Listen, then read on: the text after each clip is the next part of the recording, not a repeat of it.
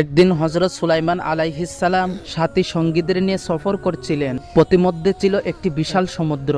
সমুদ্র পাড়ি দেওয়ার সময় হঠাৎ হযরত সুলাইমান আলাইহিসসালামের দৃষ্টি পানির উপর পড়ল। তিনি লক্ষ্য করে দেখলেন এক জায়গার পানি খুব দ্রুত ঘুরপাক খাচ্ছে, কিন্তু আশেপাশের পানি একেবারেই স্থির। এই দৃশ্য অবলোকন করে তিনি ভাবলেন, নিশ্চয়ই এখানে কোনো রহস্য আছে। রহস্য উদ্ঘাটনের জন্য প্রথমে তিনি বাতাসকে থামতে হুকুম করলেন। বাতাস থেমে গেল। তারপর ইফরিত নামক জিনকে ডাকলেন। জিন আসার পর জিনকে সুলাইমান আলাইহিসসালাম বললেন, সমুদ্রে যে স্থানে পানি ঘুরপাক খাচ্ছে তুমি সেখানে ডুব দিয়ে রহস্য তালাশ করো। জিনটি সঙ্গে সঙ্গে নির্দেশ পালন করলো। সে ডুব দিয়ে সমুদ্রের তলদেশে পৌঁছে দেখতে পেল সেখানে গম্বুজ আকৃতির ছোট একটি কুব্বা আছে। কুব্বাটি খুবই সুন্দর কারুকার্য খচিত। সে উহাকে সঙ্গে নিয়ে তৎক্ষণাৎ হযরত সুলাইমান আলাইহিসসালামের নিকট ফিরে এলো। সুলাইমান আলাইহিসসালাম কুব্বাটি দেখে খুবই আশ্চর্য বোধ করলেন।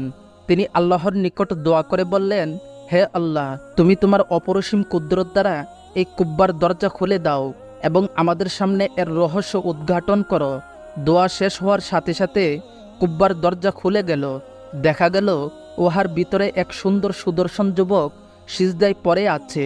হযরত সুলাইমান আলাইহিসসালাম জিজ্ঞাসা করলেন, হে যুবক, তুমি কে? ফেরেশতা, জিন নাকি মানুষ? যুবক উত্তরে বলল, আমি মানুষ। সুলাইমান আলাইহিসসালাম জিজ্ঞাসা করলেন, তুমি কিসের বদৌলতে এত বড় মর্যাদা লাভ করেছ? যুবক উত্তরে বললেন, পিতামাতার খেদমতের কারণেই আমি এত বড় মর্যাদা লাভ করেছি। সুলাইমান আলাইহিসসালাম একটু আবেগঘন হয়ে বললেন, তোমার খেদমতের একটু বিবরণ শোনাবে কি? যুবক উত্তরে বললেন, হ্যাঁ, শুনুন তাহলে। আমি সর্বদাই পিতামাতার খেদমত করতাম। এক সময় আব্বাজান ইন্তেকাল করেন। আম্মাজান তখন বুড়ো হয়ে গেল, হাঁটাচলা করতে পারতেন, কিন্তু কয়েক বছর যাওয়ার পর তিনি চলন শক্তি একেবারে হারিয়ে ফেললেন।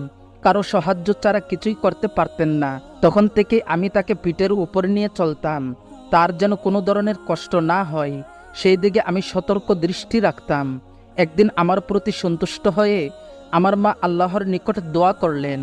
বললেন, হে আল্লাহ, তুমি আমার সন্তানকে অল্প জিনিসে সন্তুষ্ট রাখিও এবং আমার মৃত্যুর পর তার বাসস্থান আসমান ও জমিন ব্যতীত অন্য কোনো জায়গায় দান করিও। কিছুদিন পর আম্মাজান দুনিয়া থেকে বিদায় নিলেন।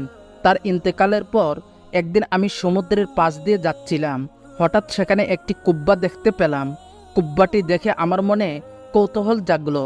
আমি ধীরপদে সেখানে যেতেই উহার দরজা খুলে গেল। আমি ভিতরে প্রবেশ করলাম, সাথে সাথে দরজা বন্ধ হয়ে গেল। এরপর থেকে আমার জানা নেই যে আমি কোথায় আছি।